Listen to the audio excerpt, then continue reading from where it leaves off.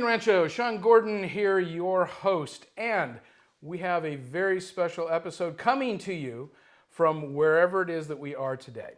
Today, I have State Assemblyman Bill Brough in our studios. And for those of you who may not be familiar, the Assembly in California, it's much like in the federal situation where you have a state, or you have a Senate and you have the House. Here in our state, we have a Senate and we have an Assembly.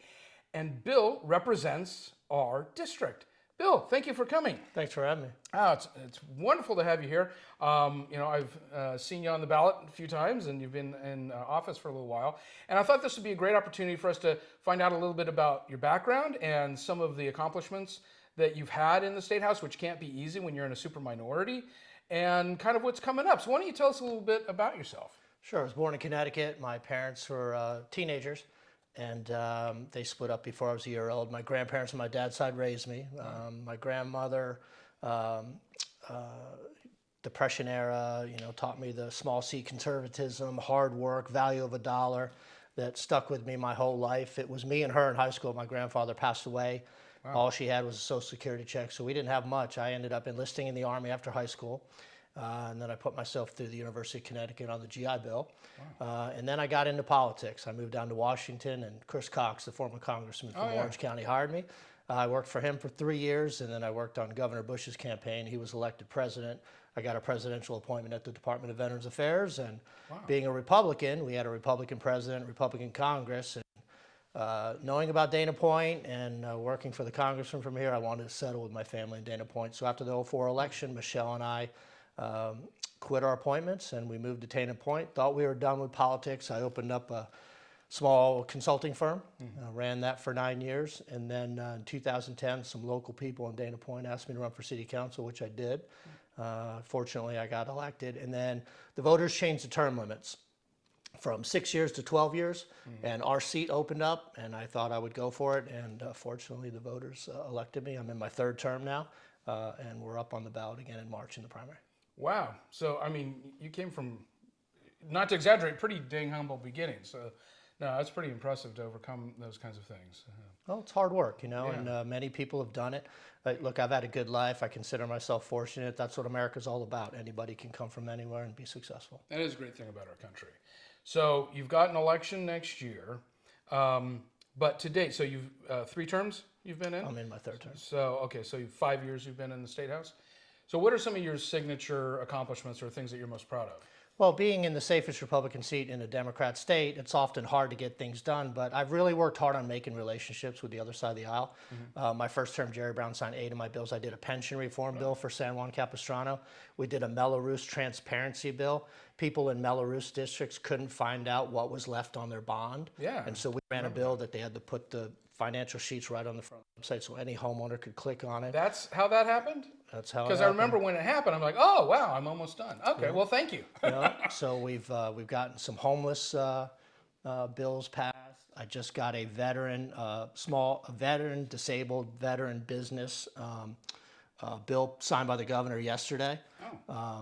What happened was the auditor did an audit the state's supposed to do 25% of contracts for disabled veterans. Okay. So a prime will go in and list a disabled veteran as a sub, and then they'll get the contract, but it wasn't happening. The businesses weren't getting the money. So the auditor did a huge investigation. So we ran some legislative findings from her report, and the governor signed it, fortunately, yesterday. So we've had some successes, not as big as we'd like, but given the state of affairs politically and 2/3 of the state being run by the other side of the aisle, I've had some successes. That's impressive. It can't be easy to, especially you end up with a lot of arrogance when you have a supermajority. Right. And it's like, we don't need to listen to you. Be gone, peasant. Right. Kind of thing. So what are you looking forward to doing over this next year before the election, and if you were to win after the election? Right. So this year, getting elected to our third term, sat down with the staff and said, look, we're not going to cut the income tax. We're not going to cut the sales tax. What can we do? And one thing that we heard last year was we got a lot of calls from Ladera Ranch. They were getting $1,100 light bills because it was hot. And we're like, why is this? So come to find out, we found out that Ladera Ranch is actually in the coastal zone for utility rates. So they pay, and it's 110 degrees. You got to run your air. So only 10 miles from the coast. So we're like, what? So what we decided to do is like, let's try to save our people some money. So we started looking at all these things like that. And one thing that stuck out was like a sore thumb was the toll roads. Toll roads were enacted in the late 80s when there was no transportation money. Now we pay 4 times. We pay our original taxes that don't go to the toll roads.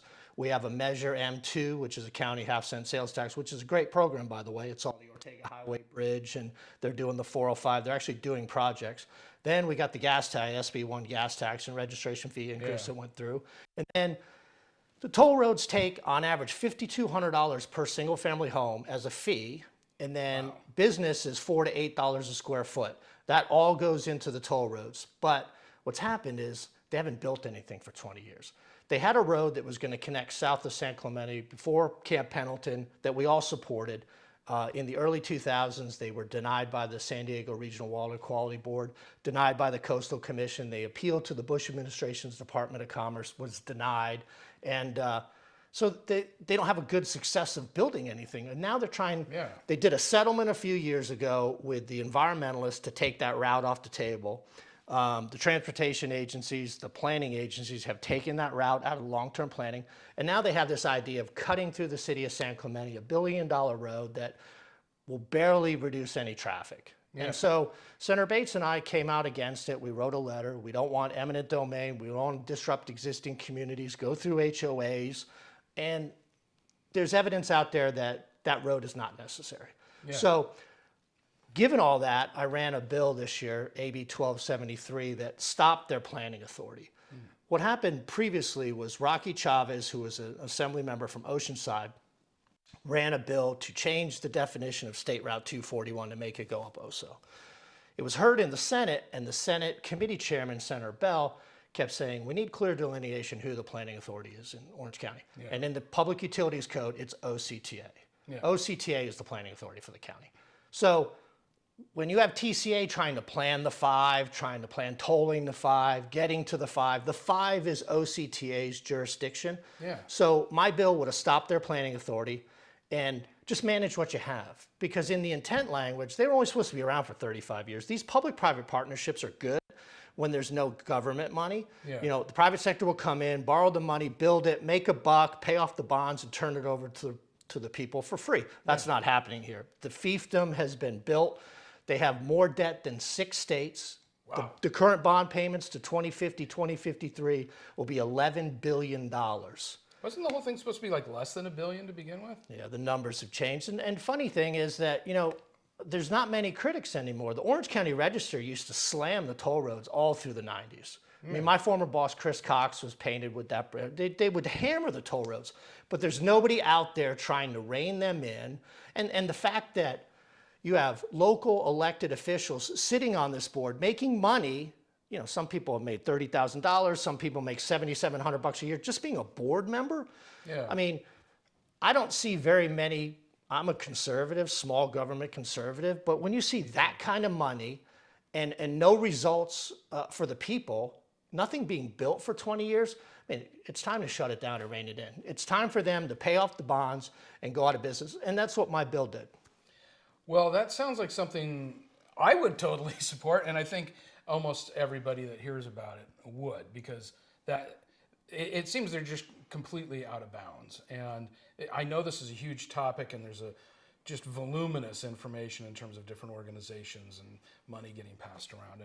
And hopefully, you know, we can talk some more, and I can get some more information out. It's very hard to get information. I mean, they have enough consultants and staff and friends in the establishment to attack anybody who tries to get information. The little bit of information we did get, the city of San Clemente got some contracts through public records requests and found that a gentleman who ran Supervisor Lisa Bartlett's campaign, she was sworn in January of 15. By that fall, he got a public relations contract with the toll roads. It ended up being $5.8 million. The LA Times exposed this overbilling. And was that Jeff Corliss guy? Yeah. Oh my God. So the LA Times exposed the story. He lost the contracts. They're doing an internal audit. We would like an external audit. Yeah, internal audit. Yeah, sure. Congressman Levin, this isn't something that's just me. I'm opposed to it. Senator Bates is opposed to it. Current Congressman Mike Levin's opposed to it. Former Congressman Darrell Issa was opposed to it. We're all for we want to get transparency in this organization, but they're like a turtle in their shell. It's just anything you ask, it's just attack, attack, attack. And you know, they're a government organization, and our people pay a lot of money to that organization in their home fees or their business fees. And you know, we should be able to see the books. Well, that's crazy because you said up to $8 a square foot for like office space. So a 10,000 square foot space isn't that big. Let me tell you a story. My daughter went to a Christian school in Laguna Niguel. They rented a church out during the week. They wanted to put a trailer on the property. The trailer cost $40,000. The fees to the toll road was $60,000. And they were going to collect it until the school found out they were a public use and didn't have to pay it. But can you imagine that? Wow. A $40,000 building, you were going to pay $60,000 in toll road fees? This is out of control. Rancho, you got to look into this stuff. We'll do what we can to bring you the information.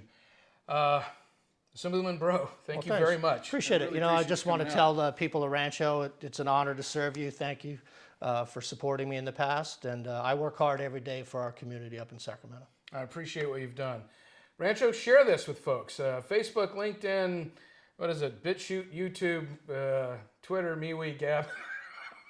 I'm on everything. So thank you again for tuning in. Please share this around, and we will see you next time.